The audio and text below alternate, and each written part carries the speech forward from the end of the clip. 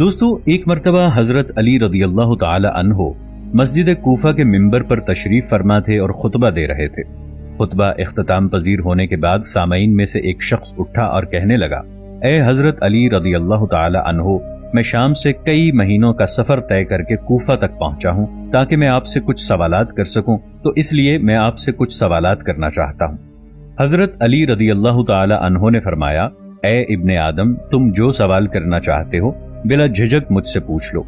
تب وہ شخص کہنے لگا، اے امام علی رضی اللہ تعالی عنہ، میرا سب سے پہلا یہ سوال ہے کہ ہم جو درہم اور دینار استعمال کرتے ہیں، یہ سب سے پہلے کس نے ایجاد کیا تھا؟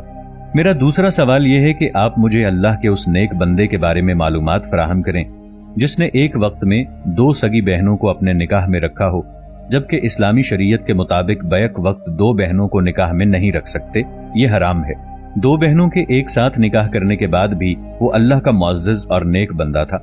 میرا تیسرا سوال یہ ہے کہ آپ مجھے اللہ تعالیٰ کے ان 6 انبیاء کرام کے بارے میں بتائیں جن کے ایک کی بجائے 2 نام تھے۔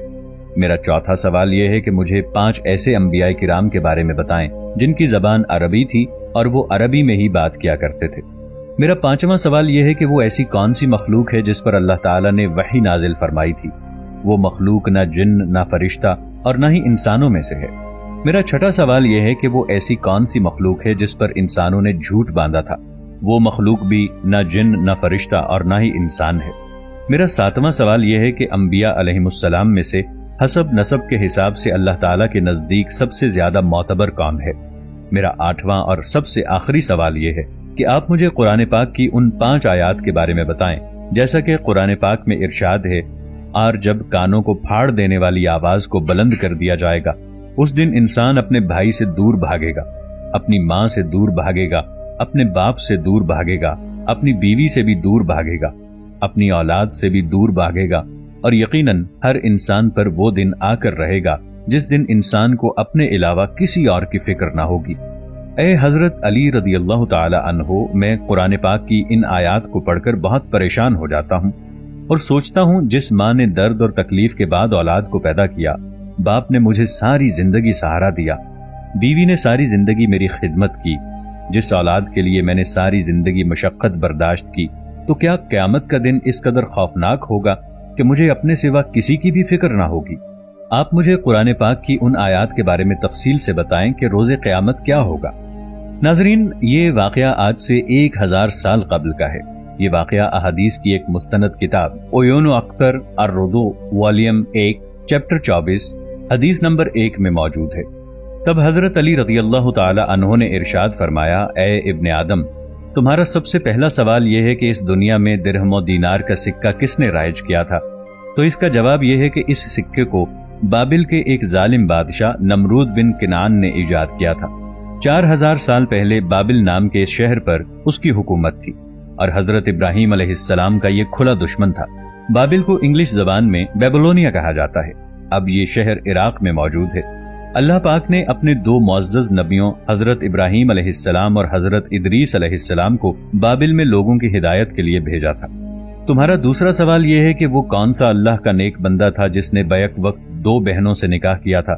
تو اے ابن آدم، وہ انسان حضرت یعقوب علیہ السلام تھے۔ وہ دونوں بہنیں جو ان کی بیویاں تھیں، ان میں سے ایک کا نام لیاہ تھا اور ایک کا نام راحیل تھا۔ اس کے بعد اللہ تعالیٰ نے 2 بہنوں سے ایک ساتھ عقد کو حرام قرار دے دیا تھا۔ فرمان خدا کے بعد حضرت یعقوب علیہ السلام کی امت میں سے کسی نے بھی بیک وقت 2 بہنوں سے نکاح نہیں کیا۔ حضرت یعقوب علیہ السلام کا دوسرا نام اسرائیل تھا، اس لیے ان کی اولاد کو بنی اسرائیل کہا جاتا ہے۔ بنی اسرائیل سے مراد صرف یہودی قوم ہے۔ جیسا کہ آپ بھی جانتے ہیں، پوری دنیا میں یہودیوں کا ایک ہی ملک ہے اور اس کا نام بھی اسرائیل ہے، جہاں پر یہ یہودی قابض ہیں۔ اس قوم کی ہدایت و رہنمائی کے لیے اللہ تعالیٰ نے 13 انبیاء کو بھیجا تھا۔ حضرت علی کرم اللہ وجہہ نے فرمایا، تمہارا اگلا سوال یہ ہے کہ وہ کون سے ایسے 6 انبیاء علیہم السلام تھے جن کے 2 نام تھے؟ اے ابن آدم، حضرت یوشع بن نون کا دوسرا نام ذوالکفل علیہ السلام تھا۔ یہ حضرت موسیٰ علیہ السلام کے خلیفہ اور جانشین تھے۔ حضرت خضر علیہ السلام کا دوسرا نام بلیا بن ملکان تھا۔ حضرت یعقوب علیہ السلام کا دوسرا نام اسرائیل تھا۔ حضرت یونس علیہ السلام کا دوسرا نام ذنون تھا۔ حضرت عیسیٰ علیہ السلام کا دوسرا نام مسیح تھا۔ اور ہمارے پیارے آقا حضرت محمد مصطفیٰ صلی اللہ تعالی علیہ وآلہ وسلم کا دوسرا نام احمد ہے۔ اب تمہارا اگلا سوال کہ وہ اللہ کے کون سے ایسے 5 نبی ہیں جو عربی میں بات کیا کرتے تھے، تو اے ابن آدم، حضرت ہود علیہ السلام، حضرت صالح علیہ السلام، حضرت اسماعیل علیہ السلام، حضرت شعیب علیہ السلام اور حضرت محمد صلی اللہ تعالی علیہ وآلہ وسلم عربی میں بات کیا کرتے تھے۔ تمہارا اگلا سوال یہ ہے کہ وہ کون سی مخلوق ہے جس پر اللہ تعالیٰ نے وحی نازل کی جو نہ انسان، نہ جن اور نہ ہی کوئی فرشتہ ہے، تو اے ابن آدم، وہ مخلوق شہد کی مکھی ہے۔ اسی لیے اللہ تعالیٰ نے قرآن پاک میں یہ ارشاد فرمایا، اور دیکھو تمہارے پروردگار نے شہد کی مکھی پر وحی نازل کی، پہاڑوں میں، درختوں میں اور گھروں کی چھتوں میں اپنے چھتے بنا اور ہر قسم کے پھلوں کو کھاتی جا اور اپنے رب کے صاف رستوں پر چلتی جا۔ شہد کی مکھی کے پیٹ سے پینے کے لیے ایک شربت نکلتا ہے، اس کے مختلف رنگ ہوتے ہیں۔ اس شربت میں اللہ تعالیٰ نے لوگوں کے لیے شفا رکھی ہے، بے شک غور و فکر کرنے والوں کے لیے اس میں نشانی ہے۔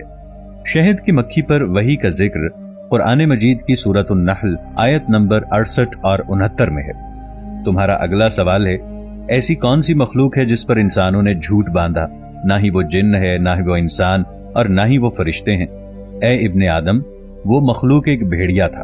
یہ وہ بھیڑیا ہے جب حضرت یوسف علیہ السلام کے بھائیوں نے ان کو کنویں میں پھینکتے وقت ان کے جسم مبارک سے ان کی قمیض اتاری، یہ تمام بھائی اس قمیض پر خون کے نشانات لگا کر رات کے اندھیرے میں حضرت یعقوب علیہ السلام کے پاس پہنچے اور زار و قطار رو کر کہنے لگے کہ آپ کے بیٹے اور ہمارے بھائی کو ایک بھیڑیا کھا گیا ہے۔ ہم نے اس کی حفاظت کرنے کی بہت کوشش کی لیکن ناکام رہے، اور یہ خون سے بھری قمیص اس بات کی دلیل ہے کہ اس کو بھیڑیا کھا گیا، کیونکہ کسی بھی بھیڑیے نے حضرت یوسف علیہ السلام کو نہیں کھایا تھا۔ اس بھیڑیے کا ذکر قرآن مجید کی سورہ یوسف کی آیت نمبر 16 اور 17 میں دیکھا جا سکتا ہے۔ تمہارا اگلا سوال یہ ہے کہ تمام انبیاء کرام میں سے خاندان اور حسب و نسب کے اعتبار سے اللہ تعالیٰ کے نزدیک سب سے زیادہ معزز اور عزت والا کون ہے؟ تو اے ابن آدم، تم یہ بات یاد رکھو کہ اللہ کے نزدیک تمام انبیاء کرام میں سب سے زیادہ معزز، عزت دار حضرت یوسف علیہ السلام ہیں، کیونکہ حضرت یوسف علیہ السلام وہ ہیں جن کے والد یعقوب علیہ السلام بھی نبی تھے، آپ کے دادا اسحاق علیہ السلام بھی نبی تھے، آپ کے پردادا حضرت ابراہیم علیہ السلام بھی نبی تھے۔